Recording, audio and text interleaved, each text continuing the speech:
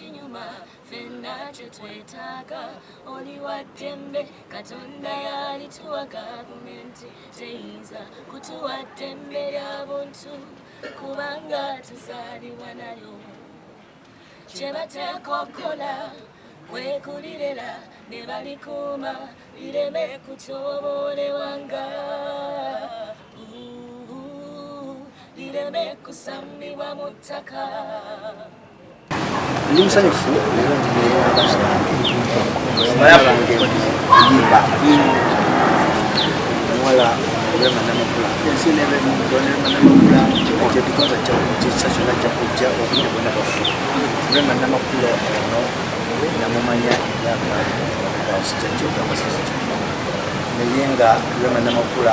nenyinza okuba nti namusanga nga yalina talanta y'amaanyi akyakira Rema Namakula si mukulu ngamba nti wamuvumbula otya no omuyimbi tebamuvumbula omuyimbi abeera muyimbi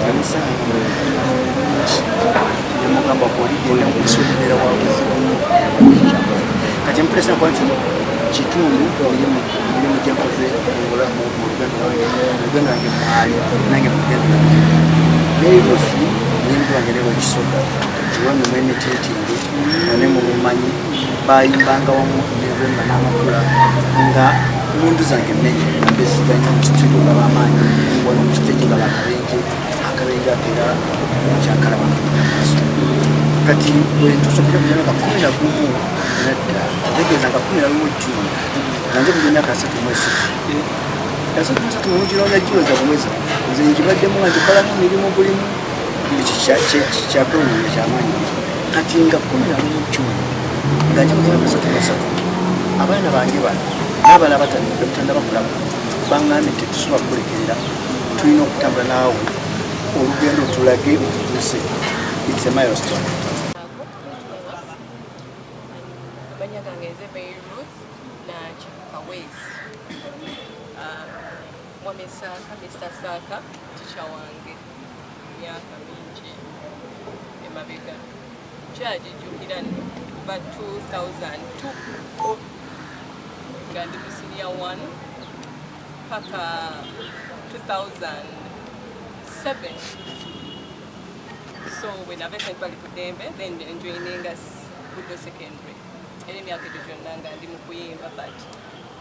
kyenyumiririzaamu nnyo kubanga kyekyazimba foundation yange ey'okuyimba era nga ndi so excited ku show eriyo nga 11 June nga njagala kubayita mwenna abawuliriza b'ennyimba zino eza Mr. Saka mujje ku Serena ennaku z'omwezi nga 11 June mujje tumujaguze we're going to celebrate him kubanga tewali ngeri ndala ya kumuselebratinga omuntu ng'abeera ye muwandiisi si kyangu kya kumuselebratinga naye tufunyewo opportunity buli omu asobola okugula table asobola okugula tiketi ey'omuntu omu ne bw'oba oli Bulaaya you can buy for someone who is in Uganda najja ne tusanyuka kubanga tetwagala kutuukiriza luyimba lwagala nti basiima ogenze no twagala tumusiimi nga waali okusookera ddala mbeebaza mwe bali kubeerawo mwakutobudde abamu twagereye nemutusaasi akajjamu kabadde kaaki neebaza buli akwatidde buli akwasaganyizza buli afunye kyakwata mutuufu buli alina kyakwatiddeko mwami Saka Mr. Saka nze bita Master mwebale nnyo kubeerawo Master omwami ono namusinkana ali mutoddala naye sinagenda musekebu school Mr. Saka Well, it never changes. Nga ndi muto nali I think I was in my vacation in 7th nemusinkana naye seere kitwa baali mu studio n'abaana baabudde ebiseera nga omulembe omutebi ng'onyimba zinyuma kati nga nzijanga buli lunaku ku studio lumala emirimu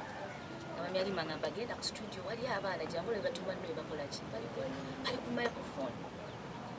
Mr. Saka ndowooza nga munabeerawo omuntu ng'alina music mu mutwe yampulira kati ngegenya bali baddamu bayimba ngera omanyi oba oyinamu ekitono emwe mubamu kali akantu akaga weeyimbya oba tosirika yandalira munange nefuna chance bakwatagana ne Halima ne bafunira basari bali kudembe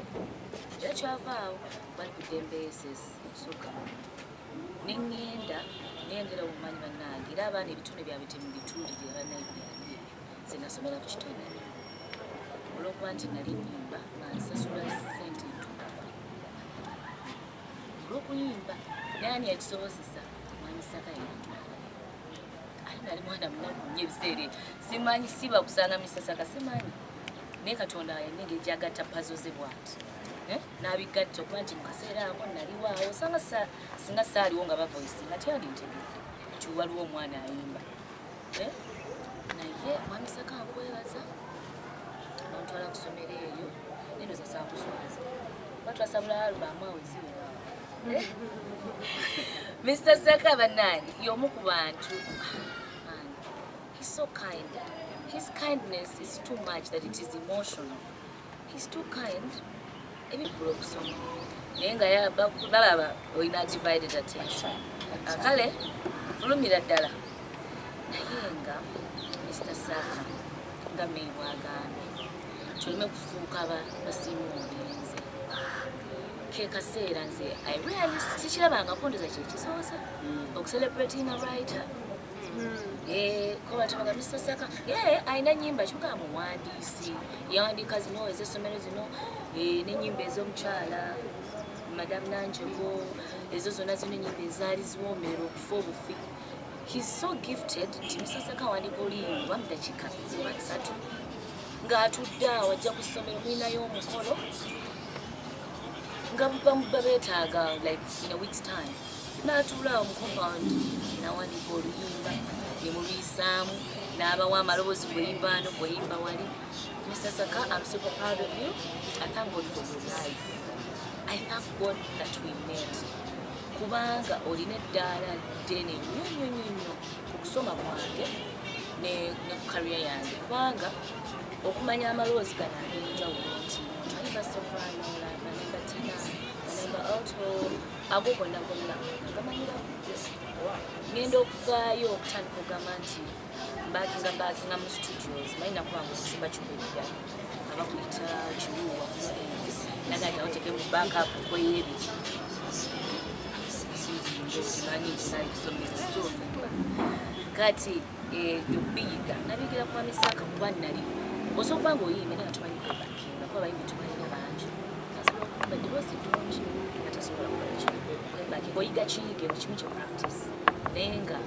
ebyo byonna Mr. Saka yanjigiriza era nga 11 June abalungi bonna abali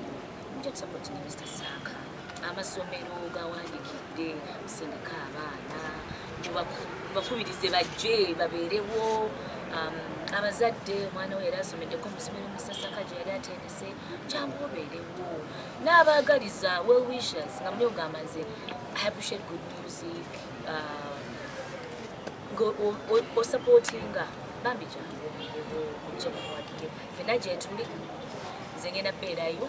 obuyimba obw'essomero obwo tujja kuyisaayisaamu waliwo bakitandika babujja kuki bandi awo nga osinga mbyerabidde awo manyi otubeera kati osibe ku lufredi bikyena kamakeup maama ne basiwolayo oluvidiyo nga ninga mugende omanyi okeje obwo owebutyo obwo ne babujjayo but at first nasooka negamba ani abufunye buno obuntu nasimanyi nti gyebuli. Then all of a sudden I was like, I started to appreciate him. At first I then I'm appreciating because ndabi yadala jembude nga wala nenga Mr. Saka weebale era mukama ajja kukikukolera omuntu obeera n'omutima omulungi okirekera mukama ajja kukikukolera 11th June master wetu tujja kubeerawo tugenda kukunga abantu tujja tukusapootinge omutima omulungi ogwo ogufunemu nga tetunajja ng'omanya waliwo amukyangalanyiza lwayisizaamu ekiroboze nakola ati tabogola. Mr. Saka ngabo bana Mr. Saka he's emotionally like he's too kind, he's so good like manage abantu nga isimayi bantu bachaliyo but he was so nice ngabo so he kale mwanya ekiwaya Mr. Saka awe Rema tabamu ya ekigambo mwana abantu tekobitula mugezi alasanira olimba mulasanya Rema ino lwali olungi ayogera mu class hapo samero yali mangamba yali chifu wali chifu Rema wali sijje musawo nkikwasaganya bulungi yamba disikala samero lyamwagala nnyo era ekisoga omu kubayiza abakadde abajjangiri bange emirimufu babajjukira nnyo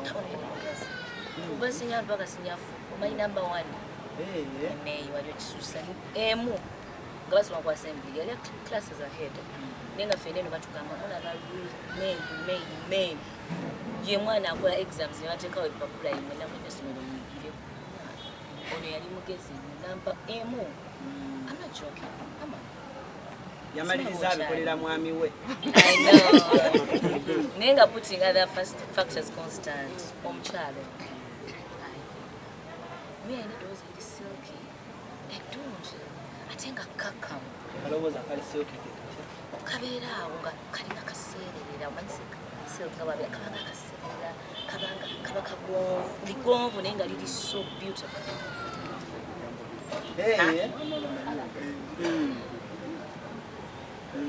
kakati awo wennyini nja kusaba Ruth banamuli buli mwanja kubuzayo ekibuuzo kyo naye kansogembeeka no then byomabuuza mbadde nja kusaba